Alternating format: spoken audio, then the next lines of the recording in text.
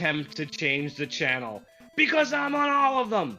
Welcome to the St. Canard Files, a Darkwing Duck podcast. I'm your host, hideous, beakless mutant Mike Russo, and it's really good to be back after 6 weeks of not recording any episodes. We had our bonus episodes. I hope everyone enjoyed those, but now we're back to talk about an episode of Darkwing Duck. Unfortunately, Will could not make the record. He was not feeling good this weekend. So I have a very special guest on. I have my friend Bill Yadesky. Hi, Bill. Hello, how's it going? It's great. Thank you for being here tonight. I know you're a really big, not just Darkwing Duck, a Disney Afternoon fan. So it's great to have you aboard for this episode. Absolutely. I'm honored to be a part of it, and I've enjoyed channeling into the St. Canard Files for a long time, and it's great to be a part of it. Well, it's great to have you. Now, Bill, as we ask everybody who's new to the podcast, how did you get into Darkwing Duck?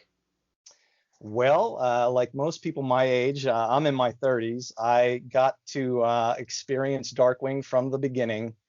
I remember watching him dance or kind of move across the screen during the Disney Afternoon credit sequence in 1990, and I was like, what is this character? And flash forward to a year later, we finally got to find out, and I got to watch him for the most part through the entire series. I didn't get to watch a lot of the ABC episodes too often because I was involved in basketball and a lot of other extracurriculars when I was younger.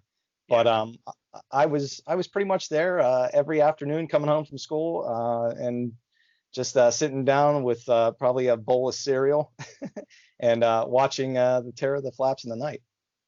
Fantastic. And I know you're not just, of course, a fan of Darkwing Duck. You're a fan of all the Disney Afternoon. I do know there's one show you love more than Darkwing, though. Yes. And what would that be? That would be Tailspin. And there's a big reason why you're on this episode. There is a Tailspin connection here. We're not gonna spill the beans yet, though. No. We'll wait until later to explain that connection. But yeah, I know how much you love Tailspin. Who's your favorite Tailspin character? That might be a spoiler though if I say who my favorite character is. So maybe we should hold off. Okay, we'll wait then. We'll wait. Okay. Okay, really quick, what's your favorite Darkwing episode and your favorite Darkwing villain? My favorite villain is the villain that is a part of this episode, and that would be old Sputter Spark. That's Megavolt himself. That is so like you. And we'll hear that later today. And I'd probably say, like many other people that have been on the podcast and have expressed it themselves, I'd probably say my favorite episode is Life, the Negaverse, and Everything. Just about everybody has said that. Pretty much, yeah. I mean, I have a whole bunch of other favorites, but that's probably the cream of the crop. Yeah, it really is. It's one of the very best. Okay, well, let's start talking about our episode. What's it titled, Bill? This episode's title is Twitching Channels. All right. And, okay, so this episode was the first one to air in 1992. The original air date was Wednesday, February 5th. 1992. This one starts off a run of a dozen episodes throughout that winter that I think for me are my favorite single run of Darkwing episodes. We have 5 strong Sunwoo episodes in a row. We have the last batch of Disney Japan episodes. We have some long delayed Disney France episodes. We got a couple of Quackerjack and Megavolt pairings, and we only really have one clunker of this entire dozen, which is pretty amazing. This is a hugely consistent batch of episodes, which pretty much represents like the very end of what should have been the original 64-episode production run, which had to be changed when ABC grabbed 13 episodes and they had to make more. So that happens within this batch. Right. And it had been almost 7 weeks since the last episode, since the Christmas one. So it had been the longest anybody would have had to have gone so far without new Darkwing. I remember for me, it was an eternity. And by this point, the Disney Afternoon credits with the previews had long stopped corresponding to what was actually airing. So there was no way to know what was going to be coming up. I did Yes. see the preview for this episode probably sometime in January. And I remember vividly the preview included Megavolt as the piece of toast. And I knew the episode existed, but I just didn't know when it was gonna air. So all I had to do was keep recording every day just to make sure I hit it. So February 5th, 1992, Twitching Channels first aired. It was 61st by production number, not the latest we've done, but 61, that's still really late. Sure. And our story editor was Kevin Crosby Hops. And we have our amazing 3-person writing team. Our friend Jim Peterson and his writing partners, John Benke and Rob Humphreys. This is what they were to Bushroot and It's a Wonderful Leaf. I think they are to Megavolt in this episode. Like, Yes. This is an amazing Bushroot episode. I think you'd agree, right, Bill? Yeah, essentially. I mean, I feel like that's the style they were going for, was to infuse that comic flair. And I mean, it is great writing, but it really does lend itself to Megavolt in this episode. Absolutely. And also, of course, the animation. Like I said, this is the first of 5 consecutive episodes done by Sun Wu. We've talked about, me and Will have talked about Sun Wu off and on a lot because they were the most frequent animator for Darkwing episodes. What do you think of Sun Wu, Bill? I appreciate what they come up with. I mean, they're pretty accurate when it comes to really bringing the animation alive. But they have their slip up sometime, but they're still pretty solid in their presentation. I think Darkwing was lucky that the character designs were so solid. So I think Sun Wu really couldn't screw that up. Sure. I think after a while, when it came to like Goof Troop or Bonkers, if it was a Sun Wu episode, it might not have held my attention. But some of my favorite Darkwing episodes from a writing standpoint are Sun Wu episodes. Most of what Jim, John, and Rob wrote ended up at Sun Wu. And their writing totally made up for the animation, I believe. And I think they have a great knack for doing Megavolt episodes, too. Yeah. Haven't they done additional Megavolt episodes down the line as well? They did a Revolution in Home Appliances, and they did Megavolt in both the Justice Ducks episodes. And they're going to do Megavolt in Time and Punishment, as well as the Frequency Fiends. So they did a few Megavolt episodes. So speaking of Megavolt, he is the first character we're introduced to in this one. Yes. And that's very common for Megavolt. He usually shows up pretty early, doesn't he? Yeah, everybody wants to get a glimpse of what he's up to. And our TV references, because this is a big TV episode, start off immediately. What is the very first reference we get? That would be Goosey, I'm home. Oh, what do you... Yeah. I Love Lucy. Of course it is. It's amazing how many references Darkwing had that I think someone under maybe 18 might not get now. I mean, does I Love Lucy or Gilligan's Island even air on TV anymore? And back then... Yeah, I mean, I feel like I guess kids nowadays don't have Nick at Night anymore.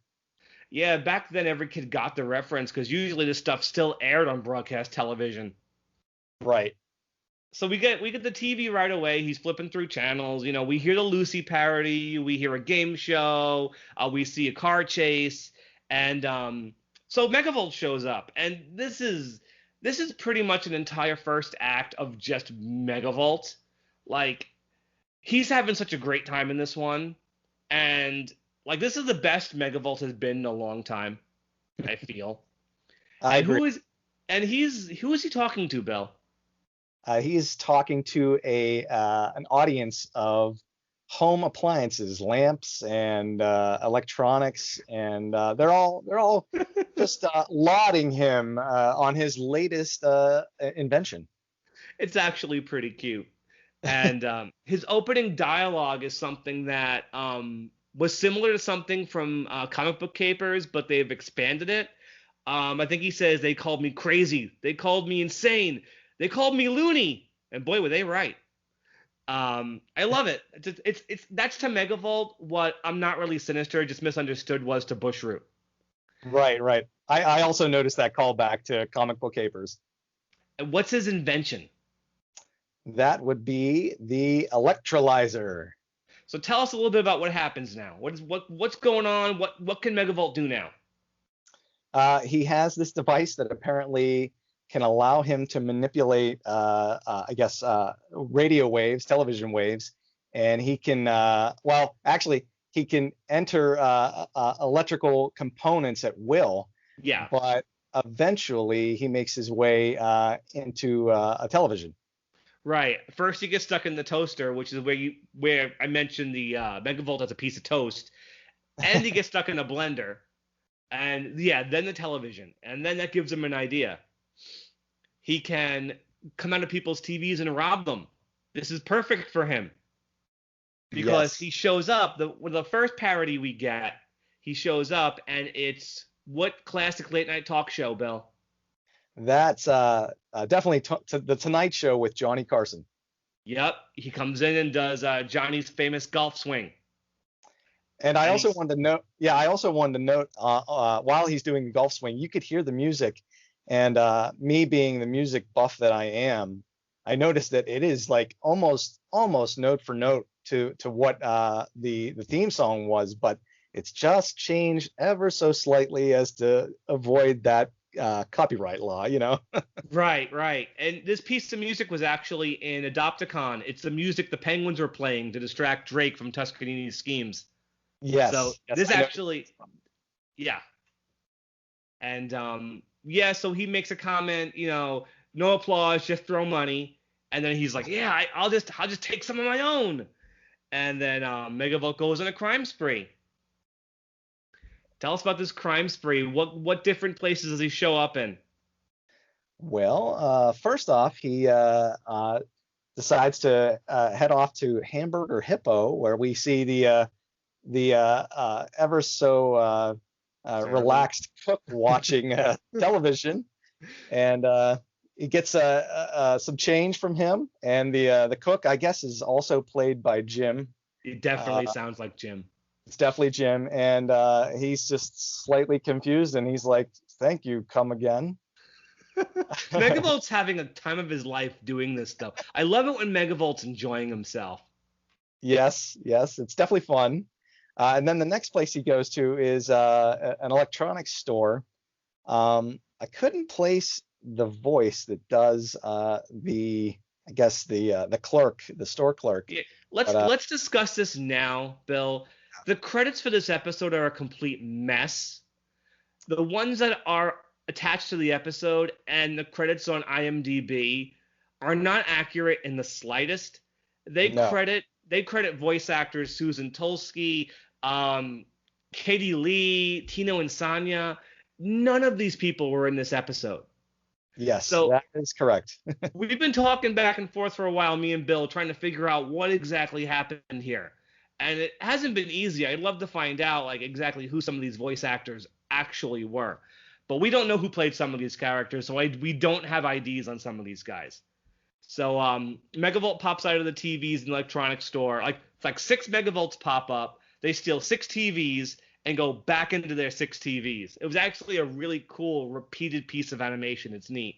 I was just gonna say that animation I just loved. I thought it was great, and when it's actually impressive that they were able to get the arms to go over and still bring the TV sets back into the screen that he was in. So that was pretty neat. Once in a while, some move surprises you. Sure. So now here's Drake. Finally, we're a few minutes in. We're finally getting to see Drake. He's helping Herb carry this huge box into his house. Herb does not hold the box. He opens the door. So, of course, Drake crashes with this gigantic box. Herb opens the box, reaches deep inside, and what does he pull out? It's his all-new state-of-the-art Turbo Technic remote control. Big for remote control, but much too small to fit in that giant box. And, yeah. And here's Darkwing Duck predicting, decades before, apps that pretty much do everything for you. because this remote control can do everything from popping his popcorn to turning on the TV. And I think, what is it? It even turns on the vacuum cleaner. Yes. It sucks up Drake's butt. So yeah, so he's got a Turbo Technic. It pops the popcorn up something fierce. I love it when Herb talks like that. Something fierce. So yeah, they turn on the TV, and who's on the TV? That's old Sputter Spark one more time, Megavolt. He's on Jeopardy. Other contestants are a couple of rats. And That's he mentions very fitting. What? It's very fitting that he's with a couple of his quote unquote own kind. And he does mention Alex, so you know straight away this definitely is Jeopardy. And yeah, so Drake grabs the remote and tries to switch through every channel, and we see Megavolt like everywhere he switches to. What are some of the outfits he's wearing? Well, let's see. Well, first he's on Jeopardy. The next, he's on the Opal Windbag show. Oh, who is that supposed to be? Oh, that's. I'm pretty sure a lot of people would figure that one out. That's pretty much Oprah Winfrey, voiced by Tress McNeil. Yeah, she's not in the credits, but we're pretty sure that's Tress McNeil. Yes. But she's also on a cooking show, which is also similar to Julia Child. A Western, a used car commercial, a jungle show, and a space show. And it's just great because, Dan Castellaneta is having so much fun just laughing and doing the Julia Child voice. It's so funny. And then Drake almost gives his identity away. Yes. Either this is a job for, and Herb's like, who? You? So Megavolt pops up in TVs in his own hideout, which is very interesting because it almost foreshadows the Frequency Fiend. Several months down the line, he shows up in 3 different colors. Yeah, it's a little, I guess, foreshadowing. And then of course we get Darkwing. We get an entrance line. He says, "I am the low rating that cancels your program." I love it when it's relevant. Oh, absolutely. So they have a quick fight. He pulls out a plunger, and Megavolt laughs. He goes, "What are you gonna do? Unclog my sink?" And so Megavolt tries to escape through the TV. Darkwing grabs his feet, ends up in the TV with him. And then what do we cut to first? A soap opera, right? Yes, The Old and the Worthless. Well, I guess it is not as clever as A Young and the Featherless from Ducktales, but that's still pretty funny. Yes. And so you have a soap opera actress. Again, I'm pretty sure that's Tress. That's Tress for sure. Very funny. She mentions 3 men by name. She mentions Jim, John, and Rob. That's, of course, Jim Peterson, John Banky, and Rob Humphreys. How could that not be? And I have that verified by Jim Peterson himself, so that definitely was the intent. Nice little. Yeah, it's nice. And they go from that episode to that TV show to a science show. Tell us about that.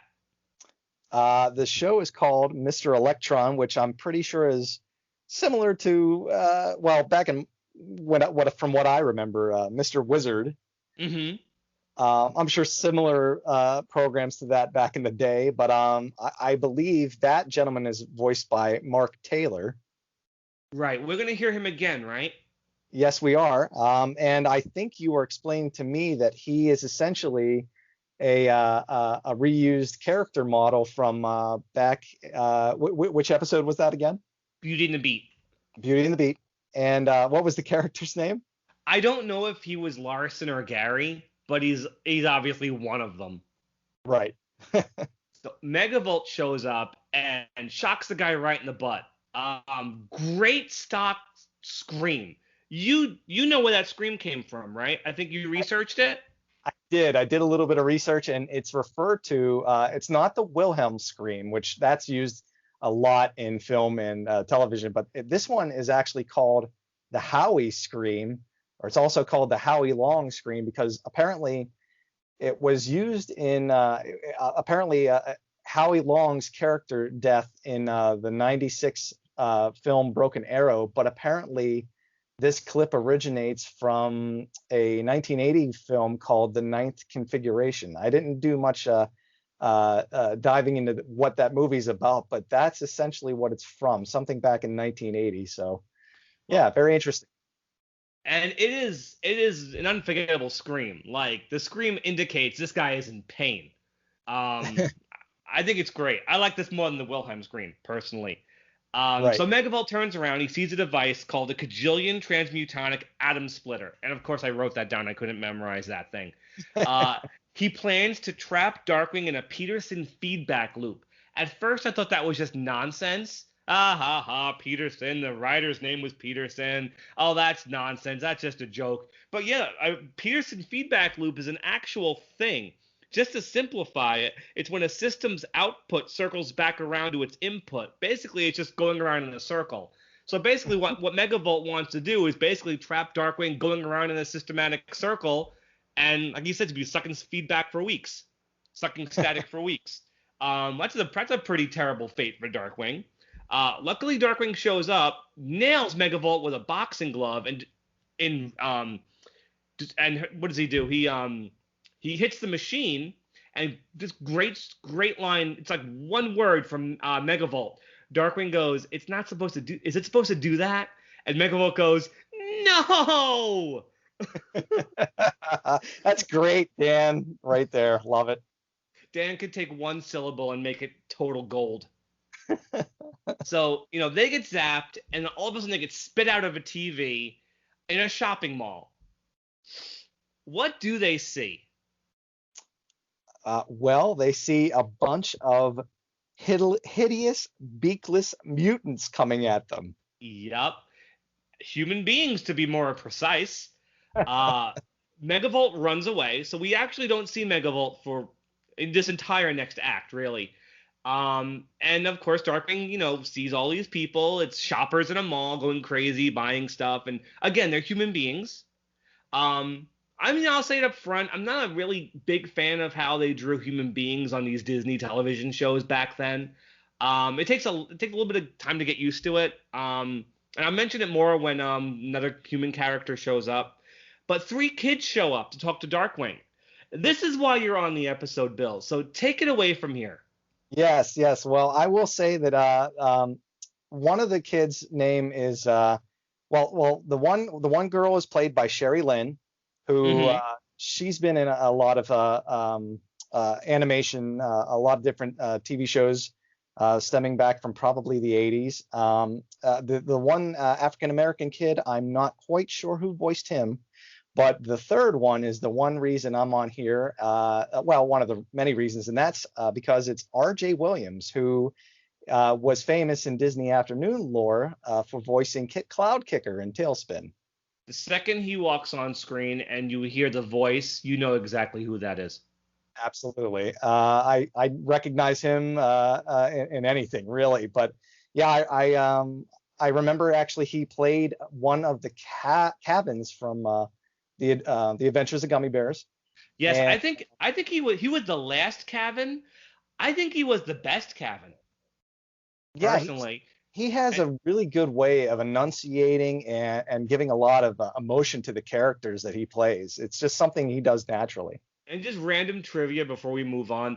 The two of the other Cavans, believe it or not, one was Jason Marsden, the future Max Goof. The Yes, other one was David Faustino from from Married Married with with Children. Children. Hmm. But I do think R.J. Williams was the best Cavan. I think Cavan isn't a major role because he wasn't like a major character at that point in Gummy Bears. But the episodes Williams is on, he does a really good job of it. But obviously, Cloud Kicker is that's his character, and Kit is special to you. Oh yeah, he's my favorite Tailspin character, and probably next to Darkwing Duck, who comes in at a very, very, very close second. He is my all-time favorite Disney Afternoon character. Well, at least you get to hear the two voices interact at least. Yeah, absolutely. It was a great experience as a kid, and it still entertains me to this day. But check out those late 80s, early 90s fashions, huh? Yes, I was just gonna say the neon and the Madonna look for the one girl, and yeah, that was that was entertaining. Very Big, dated. the big puffy like socks around the ankles. It's definitely It's just a shame we don't know who played the African American kid. Yeah, I wish I tried to do some digging, but I couldn't figure that out. Also, if you're trying to figure out like the voice from Sherry Lynn, that little girl, think of Marilyn Pickell from Bonkers. If you're familiar with that show, I know I like the show, but whatever. That's neither here or there. That's one of the Oh, other characters she played. yeah, she also played a one-off character in one of the episodes on A Wing and a Bear from Tailspin. She played, I think it's Karen Throgmorton, she was the daughter of the guy that was threatening to fail or flunk Baloo from pilot school. Oh, that's like the ABCs of piloting, right? Yes, yes, exactly. I know Tailspin pretty well. Not as good as Darkwing, but I'm a big Tailspin fan. Yeah. So these kids start asking the hard questions, the ones the kids at home have been asking.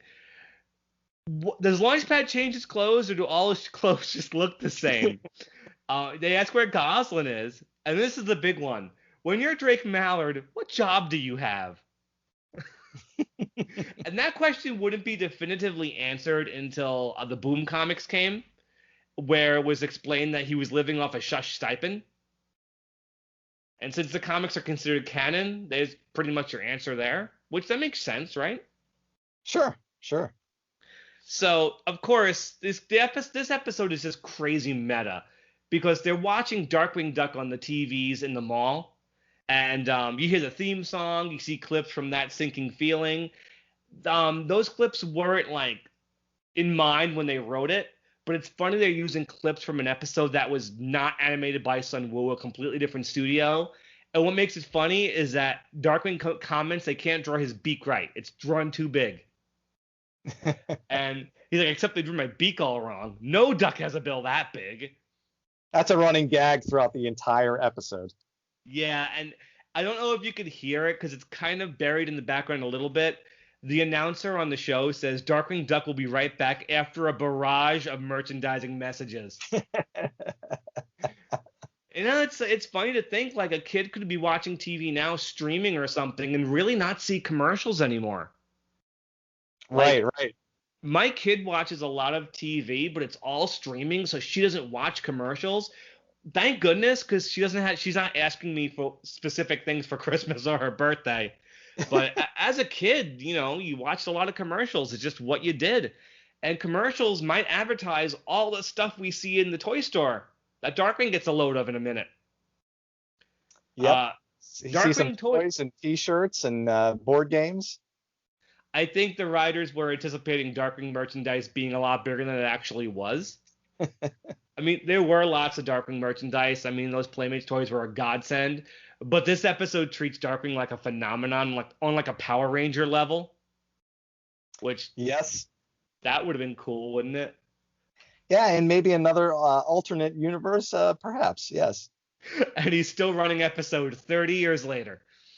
But Darkwing realizes pretty quickly that he's not getting a cent of the money that's being made from this merchandise, and he wants to know, you know, who makes the show? Who makes these Darkwing Duck cartoons?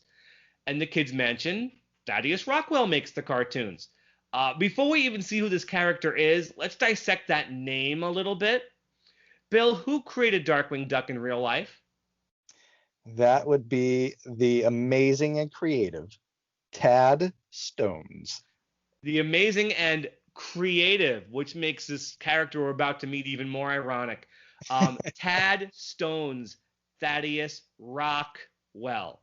I don't know why it took me a good 15, 20 years to actually get that play on words, but obviously, that's obviously Tad Stones, Thaddeus Rockwell.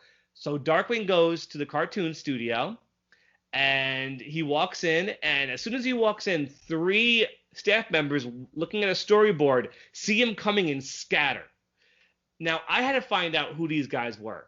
I was writing Darkwing reviews for Facebook a few years back, and I had to ask Tad, who are these guys? Who are these guys supposed to be? Tad was able to ID 2 of them. One of them was animation director Robert Zamboni, and the other was producer Alan Zaslav. I don't have an idea on who the third guy was. Not sure who it could have been. Jim Peterson said it might have been Toby Shelton, but he's not sure of that. I think that's really cool, like a really cool Easter egg that most people are not going to get. And then we also meet a secretary who has her nose buried in a book. I had to find out who this was too. So, so I asked Jim Peterson about her too. This woman was based on Tad's secretary, Susan McElroy, who he says was usually found reading or playing solitaire on her computer. So the caricature was actually pretty on. Jim said she was a really great woman, really great worker. So it wasn't a dig at anybody. But I was every time I watched the episode, I'm like, who is this woman with her nose in a book? I want to know who this is. It's so specific, And now we know. Thank you, Jim, for letting me know who that actually was. Darkwing tries to go. Yeah, I had to know because this episode's too meta for it to be totally random. Right. So Darkwing tries to walk right in. She drops an anvil on him, and he says, "I should expect this from a cartoon studio." He finally makes his way inside, and we do meet. We meet Thaddeus Rockwell, and we meet his little toadying assistant Crosby. Crosby, the name is definitely, I know this for a fact, comes from the story editor Kevin Crosby Hops. That's where the name came from. Bill, who voiced these two characters? So Crosby, once again, was voiced by Mark Taylor, who Mark had played a couple other voices in some of the other Disney Afternoon shows like Ducktales.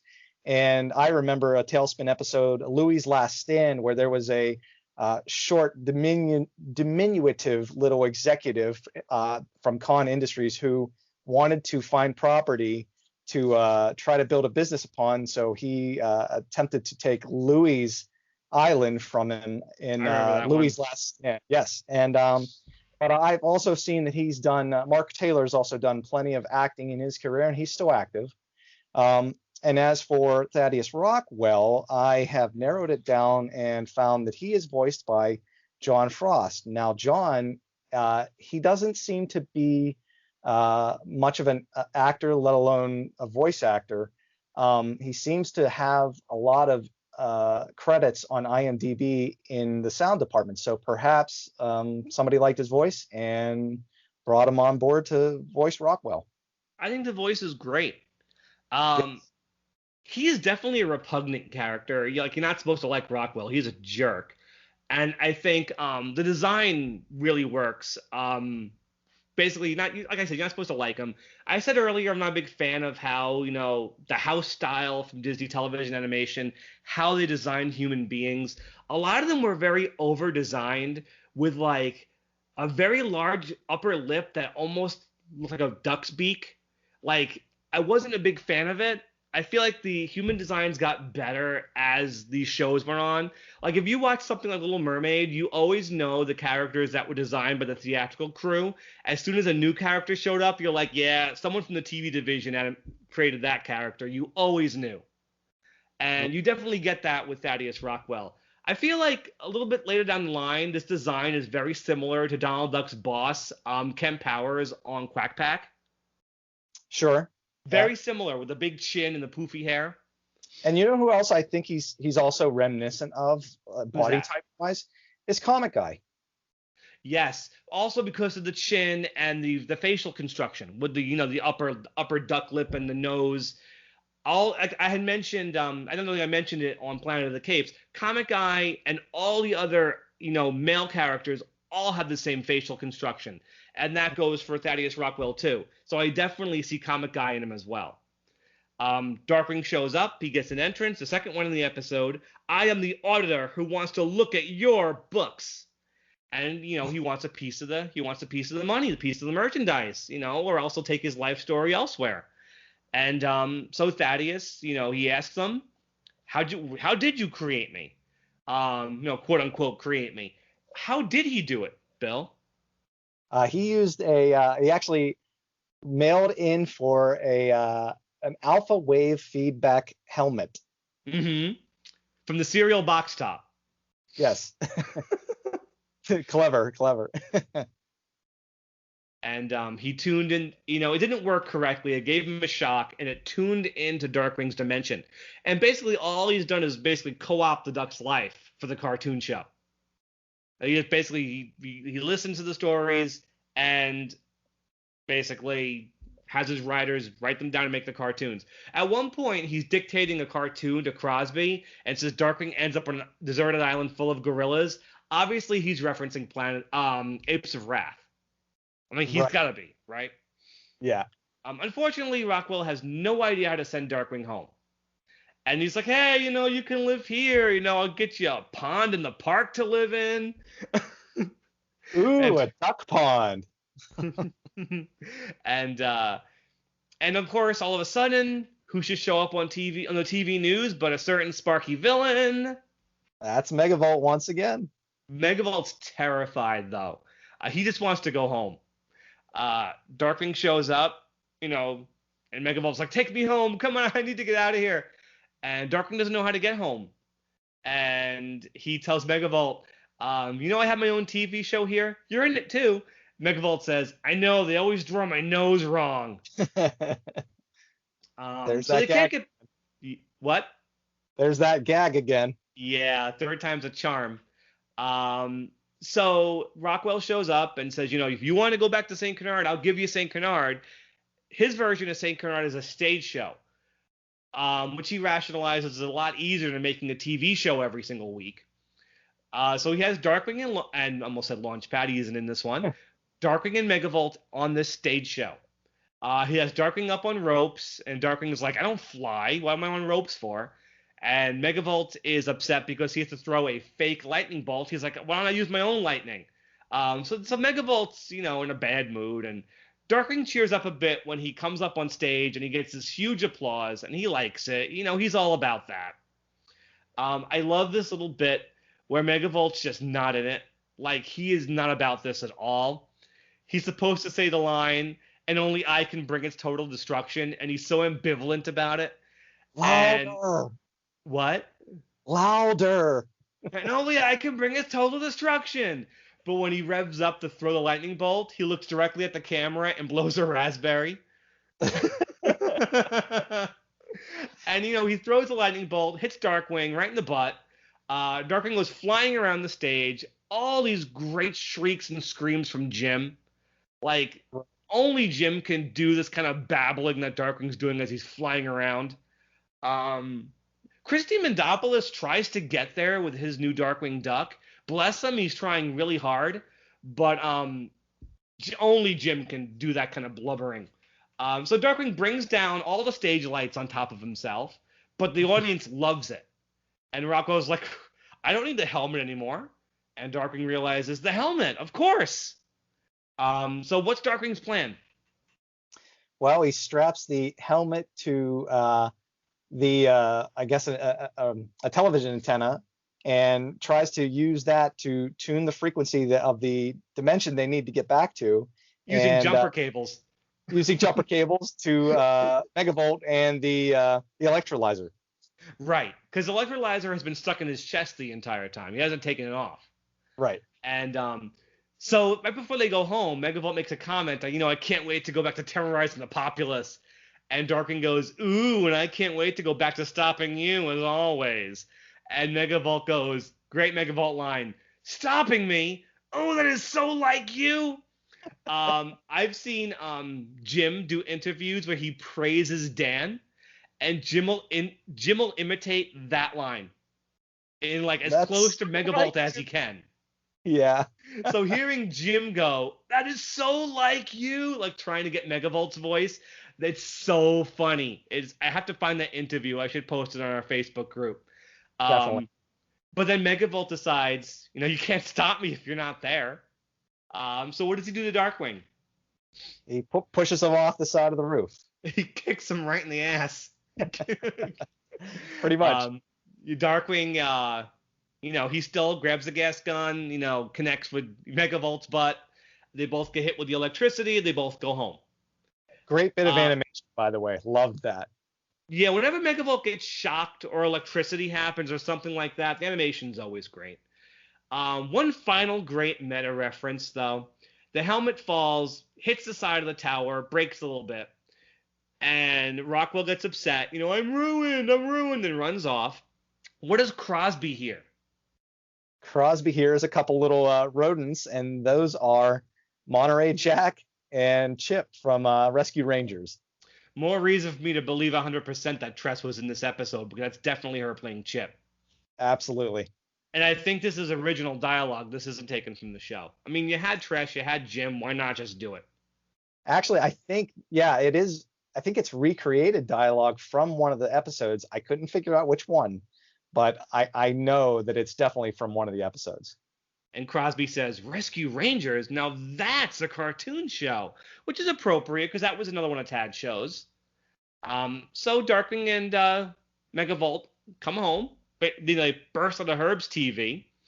Megavolt tries to get away through the power cords again, ends up in a lamp, gets stuck in a light bulb. Darkwing, just basically unscrews the light bulb, and Megavolt's trapped. It's cute, make the little Megavolt face in the light bulb, going, "Help me, help me!" And last thing Darkwing said, he pulls out a Darkwing action figure and says, "I have to get to a toy company." And it's funny, that's how we end. And that little action figure, Jim, Rob, and John used in It's a Wonderful Leaf. The little girl was carrying the exact same Darkwing action figure in that episode. Right. And that's it. That's Twitching Channels. I think it's not my all-time favorite, but I still think it's on my short list of best Darkwing episodes of all time. Because what other Disney show was going to do that? Like the idea of traveling through television, number one. But then number two, coming out in the real world and discovering you're fake, you're a TV show. And having children ask you like meta questions about the show, and then meeting your creator and all these, like Ducktales or Rescue Rangers weren't going to do that, and Tailspin definitely couldn't do that. No. But Darkwing did, and it did it so effortlessly too. Yeah, it actually blew my mind when I was a kid because I've never really seen something like that done. And before I even knew what meta even meant, back when I was a kid. I thought it was just so weird. I'm like, I see these humans interacting with Darkwing, thinking this is totally against all the rules. But then again, in Darkwing, there really aren't many rules. But it was exciting for me. I found it cool to see Darkwing reacting to himself, and it really inflated his ego big time. I will say, as great as this episode is, it's nothing compared to how they're going to stomp all over the show's canon once they bring Thaddeus Rockwell back. Yes. I like this one, but its sequel is one of my all-time favorites. Yeah, there are questions that arise in that episode you're talking of. A Star is Scorned. Yeah, that one's just totally nuts. Yeah. I love that one, but that's an episode for another day. That's months from now. But I love this one, and I want to give it, let's give it a gas canister rating. I'm gonna give this one so close to 5, but I can't quite get there. I'm gonna give it a 4.5. Because the concept is amazing, the writing is great. And it has I think this might be one of the most definitive Megavolt episodes, just in how he's written and how Dan's relishing this role. I gotta give it a 4.5. How about you? I'm actually gonna score it pretty high myself. Between the concept that we've already discussed, the various voices. And again, stressing that Jim and Dan are like rubber, bouncing all over the place with their actions and reactions, and just all the little tidbits, Easter eggs, and everything. It was just, to me, one of the better episodes, and I'm actually going to give it a 5. Awesome, that's fantastic. Yeah. I mean, just they saved this one to kick off such a great batch of shows. I'm so glad this one aired when it did. So that's Twitching Channels. Great episode. Moving on, our next one, grab your lollipine and your, Zeppelins, because we're going to spend some time in the Pacific Northwest with the Crimson Quackette and Honker Muddlefoot for Dances with Bigfoot. Yeah, I know, that's tired. That's quite a pun. But Dances with Bigfoot, that's our next episode. And Bill, for our listeners, how can they find you on social media, or is it anything you want to plug?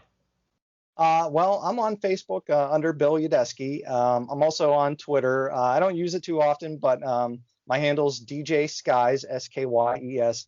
And I'd also like to plug a little thing out there for any Back to the Future fans. I've been participating for the past 3 months in a film recreation of the first Back to the Future film Ooh. that is fan made. It's all done by the fans, and the organizers are trying to use this to raise a little money for Michael J. Fox's Fox Foundation for Parkinson's disease. And I believe the release of that film will be at the end of October, I believe October 25th. And if you want to look on YouTube, it'll be available to view under BTTF Project 85. And again, that'll be out October 25th. Yeah, Back to the Future is your favorite pop culture anything, correct? Yes, Disney Afternoon. That's a tender part of my childhood, but Back to the Future is something that resonates with me and still does to this day. So it's really close to your heart. Absolutely. And of course, we are the St. Canard Files, a Darkwing Duck podcast. You can find us on all major podcast apps: Spotify, Stitcher, Google, iTunes, Pocket Cast, Radio Public, Pandora, iHeartRadio. You can also find us on YouTube. We have the podcast up there along with all sorts of videos and our virtual panel we did over the summer. You can also speak into your Alexa. She'll play the newest episode for you there. You can join our Facebook communities. We have a page for the podcast itself. We also have just created a fan page for just Darkwing discussion. And we also have a Saturday night Zoom chat where just a bunch of Darkwing fans meet up and just hang out and talk for a few hours if you want in on that. Bill's on once in a while, right, Bill? I haven't been on for a while, but now that quarantine has ended and I'm back at work, it's been pretty busy. But I'll try to make a point to join once in a while. But if you guys want in on that, contact Will. He'll get you in there. Will Santana. And so the St. Canard Files Darkwing Duck podcast. And we're about to sign off here. So thanks for being my guest tonight. Well, Bill, I really appreciate it. Absolutely. It's been a pleasure. Thanks again for having me, Mike. And we'll be back whenever I feel like it. Stay dangerous, everybody. Good night. Stay dangerous.